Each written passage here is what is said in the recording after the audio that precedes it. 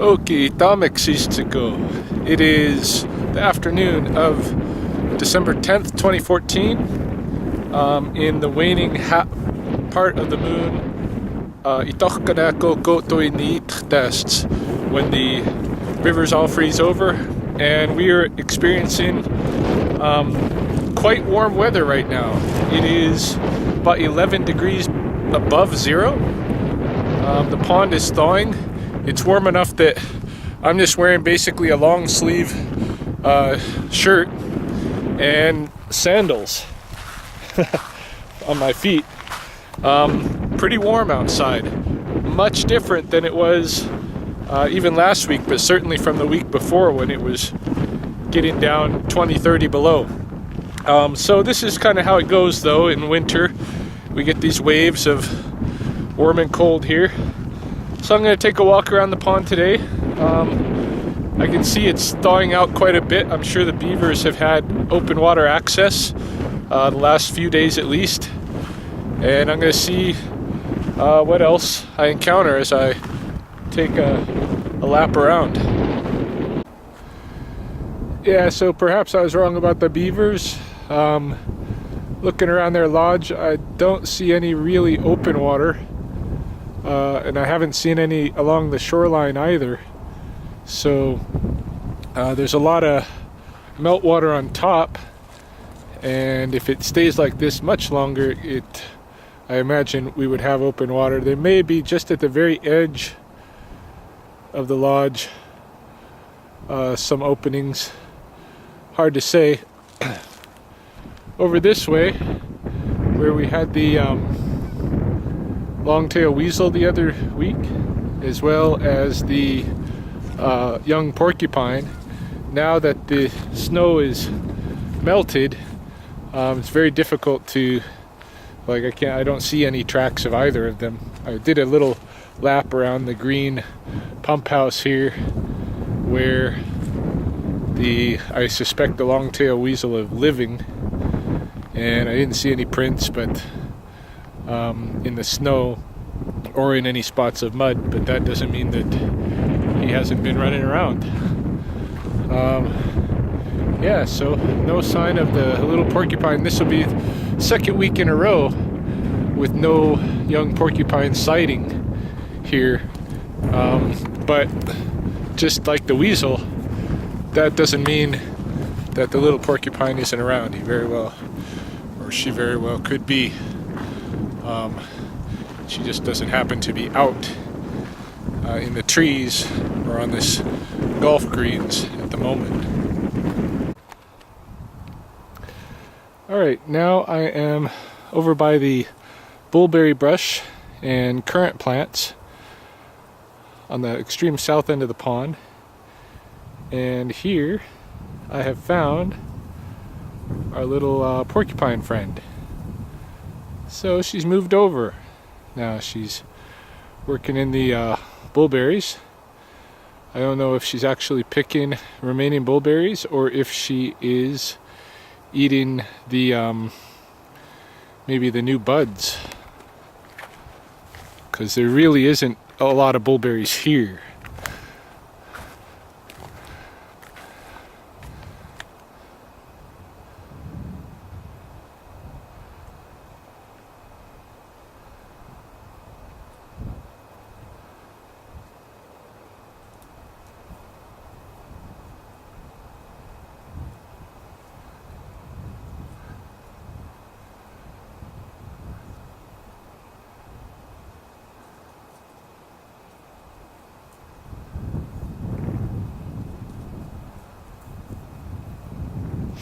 Yeah, I would wander down there to have a look up close, but she's fairly thick into the brush and high up. I don't think I could even, well, I could, with some work, I could get to where she's at, but bullberries are very thorny and notorious for getting revenge on us people who eat them. So I think I'll just let her be, but I don't see any berries down there, so I assume that she's eating either the buds or the bark of the bullberry. Here, actually, there's some evidence right there that she's been eating bark, at least off of that tree. So it's very likely she's doing the same over this way, though I just can't see because of how deep she is in there. Just been walking along the edge of the owlwood, looking to see if the owl is here this week. But I did notice there's somebody here who I was not expecting. See if I can close in.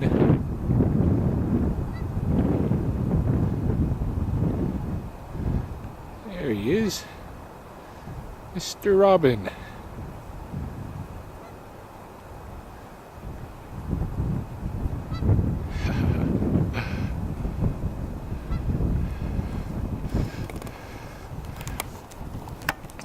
I definitely did not expect to see any robins out here.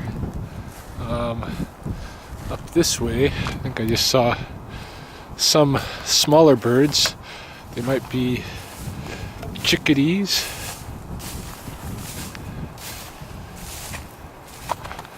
They could be redpolls.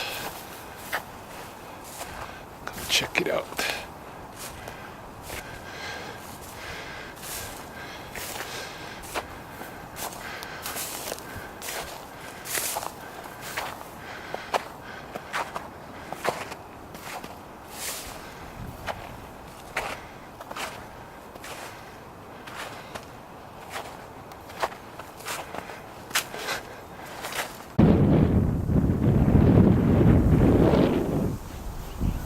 Little birds are just passing overhead. I've been trying to track them. They're staying ahead of me. They are redpolls, though.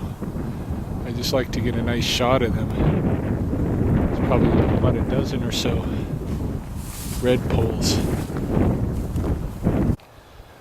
Alright, I'm just checking out. I just came across this. I'm still looking for the owl, or any of either of the owls in the owlwood. Just kind of wandering the periphery, looking at the trees, but not coming across him. I don't know if he's here. What I did notice, though, is that this thatching ant, this western thatching ant mound was open, probably by a flicker, I think, on both the top and the side. But as I was looking at it, I noticed there's actually some ants out. It's warm enough that the thatching ants are actually awake and outside here on the 10th of December, which is an interesting phenological note. Not only the western thatching ant themselves, but their slaves, these other black thatchers, are out. They're moving slow, but they're working, and they're definitely up and alert. I've often wondered, like, in the winter, how deep these ants go into their hives. But I've never had the heart, of course, to dig one apart and check. It's just cruel. But it's pretty cool to see them out here doing their thing in the middle of winter. Yeah, I'm definitely not seeing the owl in the owlwood today. So maybe last week's stop by was just kind of a fluke. Looking down this way at the South Pond Spring, looks like we do still have mallards here. Mallard couple, Miksikatsi. So they've been sticking around, and this deeply into winter, they're obviously going to stick it out the whole season. They like this spot.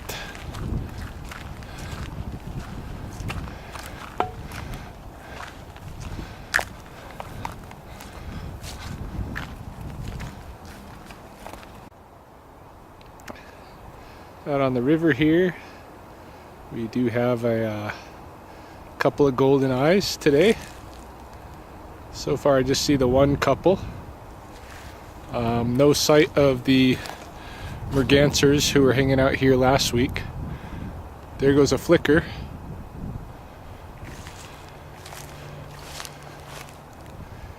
Just landed up here.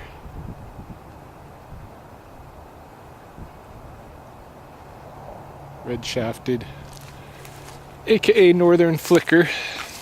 They come in red and yellow these days. It used to be that the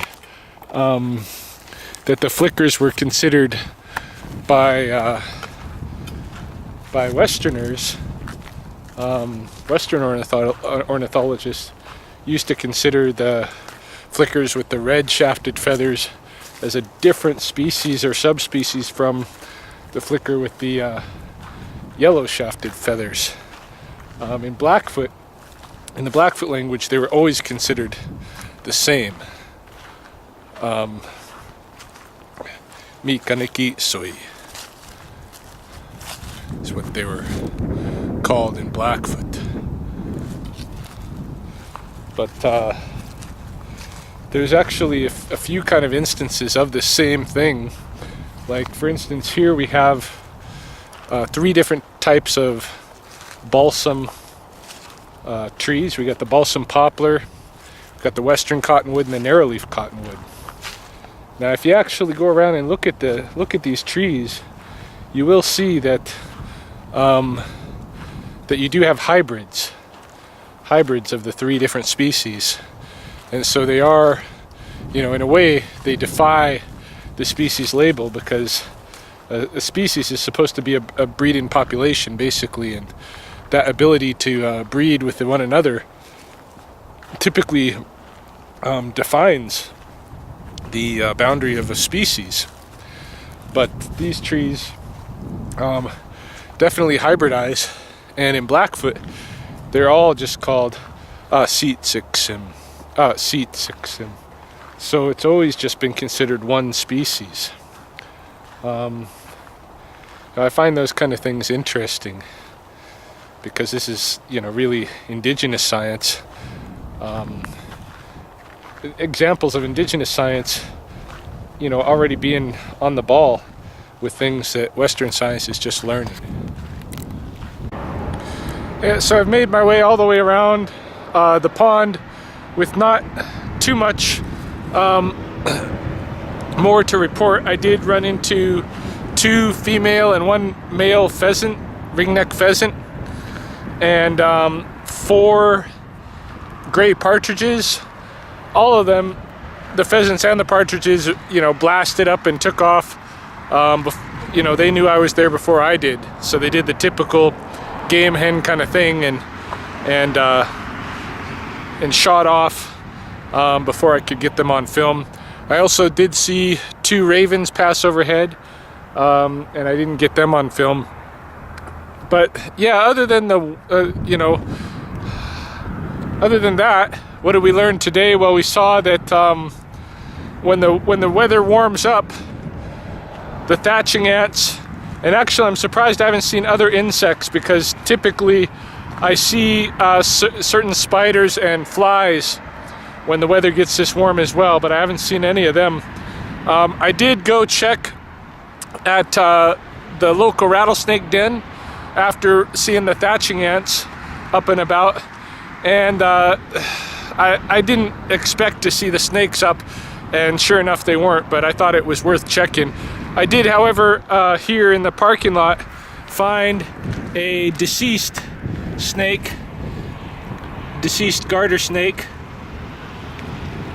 who has probably been here all along since they moved over to the hibernacula a couple of months ago. I don't think he would have been recently hit, but you never know. Certainly at the snake den proper, there was nobody out. We did see the porcupine has moved over to a new location, and the owl was not to be found in the owl wood. Now, before I really take a guess at the chance that, you know, he's not staying there, I think maybe next time I'm back here, I'll check it out. I do right now see an eagle. I don't know if I'll be able to catch him on film.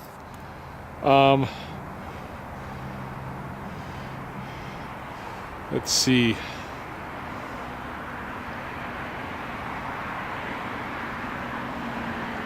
Yeah, he's pretty far out there, but that's a bald eagle for sure. Probably looking at those golden eyes that we saw earlier, licking his beak.